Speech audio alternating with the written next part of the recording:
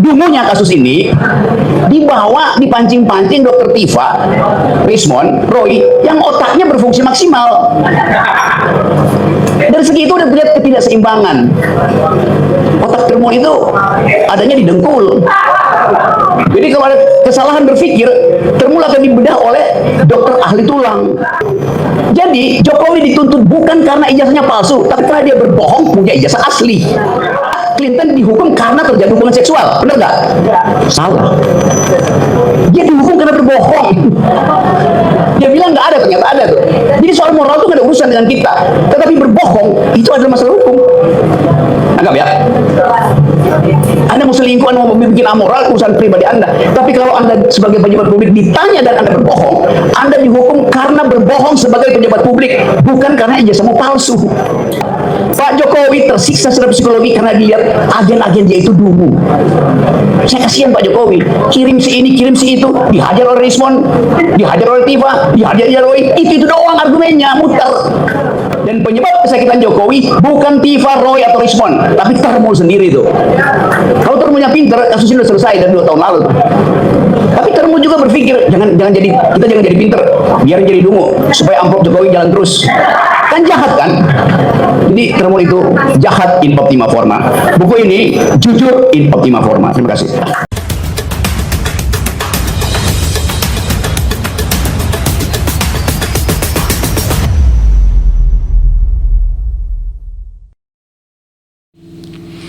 Bismillahirrahmanirrahim. Assalamualaikum warahmatullahi wabarakatuh, sahabatku dimanapun berada, sahabat Haya Channel. Kita berjumpa lagi, semoga sahabat sehat selalu ya, dan semoga selalu dimudahkan ya rezekinya oleh Allah Subhanahu Wa Taala, serta dikuatkan dalam ibadah saumnya ya.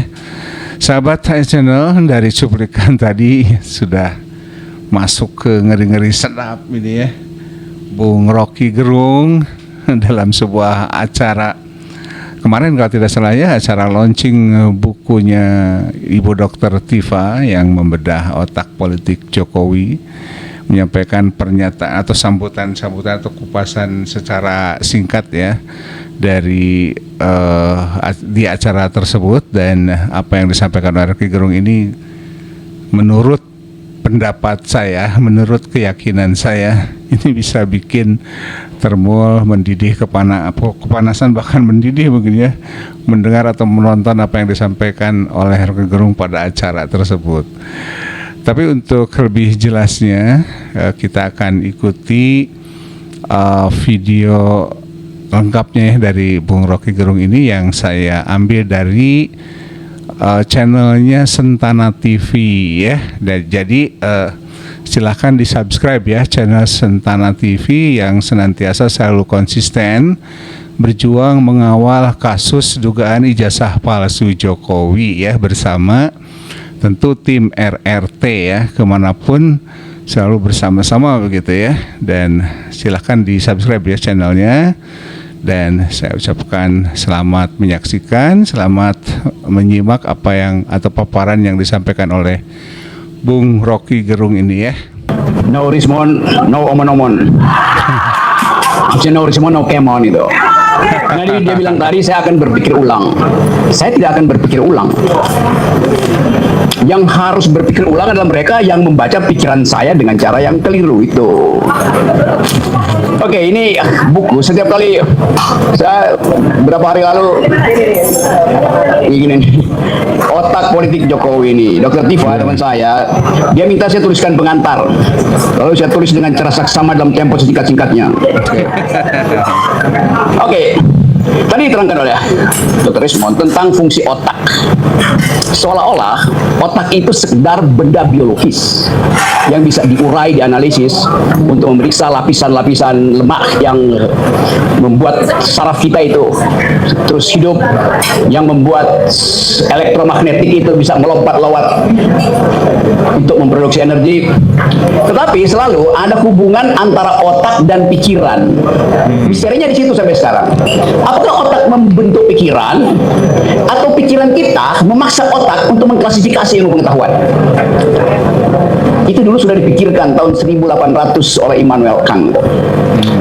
Dan akhirnya bahkan neuroscience mengakui bahwa deteksi dari Immanuel Kant memungkinkan studi neuroscience dihubungkan dengan soal-soal emosi, soal-soal kecerdasan, soal-soal kemampuan untuk memberi kritik. Jadi buku ini sebetulnya ini temanya tema biasa nih, tema dari 1800 sudah diriset tuh.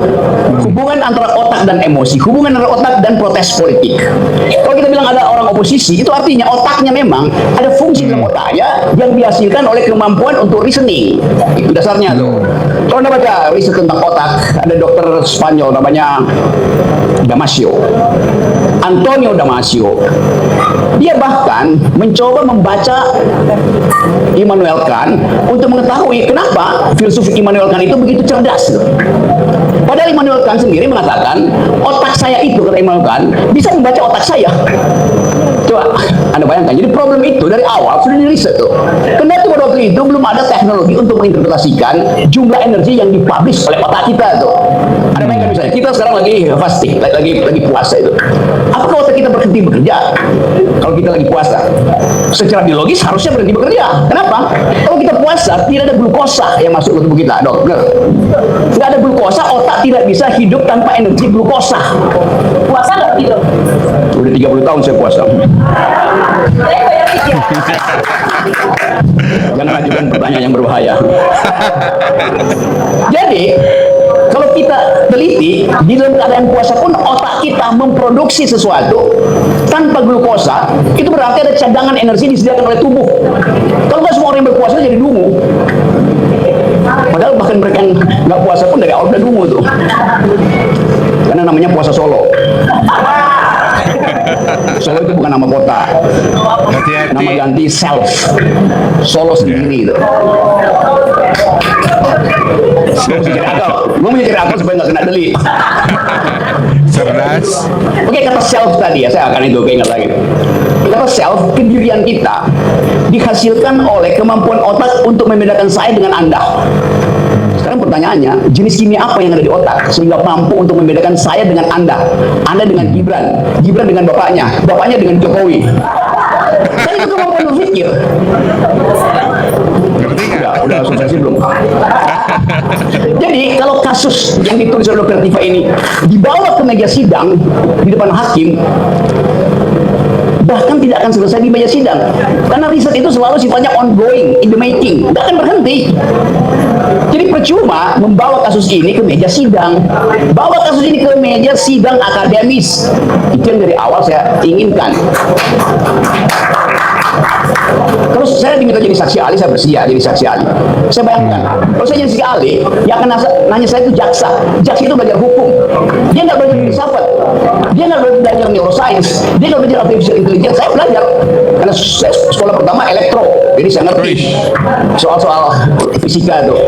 Sekolah kedua saya economics. Saya ngerti tentang efisiensi otak. Otak itu bekerja seperti seorang homo economicus. Mencari hal yang menguntungkan dan menghilangkan hal yang membuat otak nggak bekerja tuh. Itu prinsip ekonomi. Otak bekerja secara ekonomis. Jadi gobloknya, bukan gobloknya nih, tololnya kasus salah, dongok ya, dulunya kasus ini dibawa, dipancing-pancing Dr. Tifa Rismond Roy yang otaknya berfungsi maksimal. Dari segi itu ada terlihat ketidakseimbangan. Otak termo itu adanya di dengkul. Jadi kalau ada kesalahan berpikir, termul akan dibedah oleh dokter ahli tulang. Ortopedi. Jadi teman-teman semua, kita ingin pastikan, kita mulai dengan tradisi bahwa semua dalil akademis dibantah secara akademis. Perbantahan akademis itu, perbantahan akademis isinya dalil-dalil, bukan pasal KUHP. Jadi teman-teman, saya dari awal saya anggap ini persidangan yang ngaco. Apalagi kalau kita terangkan, memang yang dituntut apa? Ijazah Jokowi bukan. Siapa yang nuntut Jokowi buktikan ijazahnya? Jokowi bisa bilang, ya ijazah saya palsu, ada soal. Tapi saya bisa jadi presiden tanpa ijazah UGM. Dia lulusan SMA. Tapi justru di situ problemnya, kenapa dia nggak pakai ijazah SMA? Kan mau gaya-gayaan. Itu soalnya. Jadi Jokowi dituntut bukan karena ijazahnya palsu, tapi karena dia berbohong punya ijazah asli. Anda tahu skandalnya Bill Clinton?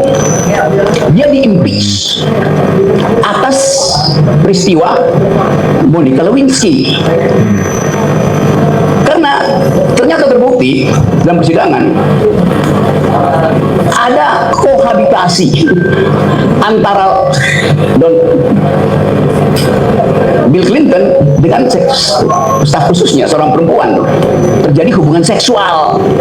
Maka Clinton dihukum karena terjadi hubungan seksual. Benar nggak? Salah. Dia dihukum karena berbohong. Dia bilang nggak ada, ternyata ada tuh. Jadi soal moral itu nggak ada urusan dengan kita. Tetapi berbohong itu adalah masalah hukum. Anggap ya. Anda mau selingkuh, Anda mau bikin amoral, urusan pribadi Anda. Tapi kalau Anda sebagai pejabat publik ditanya dan Anda berbohong, Anda dihukum karena berbohong sebagai pejabat publik, bukan karena ijazahmu palsu. Dapat ya poinnya? Oke. Jadi sekarang kita biasakan untuk detailnya. Gimana masalahnya? Karena dia pejabat publik berbohong pada publik. Kalau dia orang biasa berbohong, ya cuma dihukum di akhirat. Tapi karena ini beliau adalah pejabat publik, maka adalah kehendak publik untuk menghukum dia demi kemasukakalan seorang pejabat. Jadi sekali lagi clear bahwa nggak ada delik di situ, delik menghina pejabat, delik nggak ada.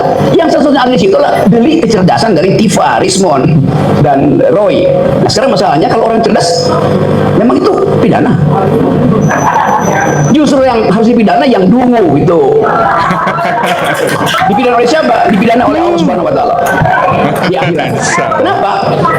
Manusia diperintahkan untuk berpikir. Apalagi pejabat publik harus hidup dalam kejujuran, amar ma'ruf nahi mungkar. Tugasnya siapa tuh? Rakyat harus amar ma'ruf nahi mungkar? Enggak. Yang mampu untuk melakukan kemungkaran adalah pejabat, maka dia yang akan kita tagih amar ma'ruf nahi mungkarnya. Jadi simple logics yang tidak dibiasakan didebatkan di talk show oleh Termul. Termul nggak mampu berdebat di talk show. Akibatnya apa? Pak Jokowi tersiksa secara psikologi karena dilihat agen-agen dia itu dungu. Saya kasihan Pak Jokowi, kirim si ini, kirim si itu, dihajar oleh Rismond, dihajar oleh Tifa, dihajar oleh Roy, itu doang argumennya, muter.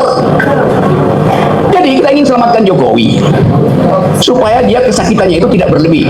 Dan penyebab kesakitan Jokowi bukan Tifa, Roy atau Rismond, tapi Termul sendiri itu.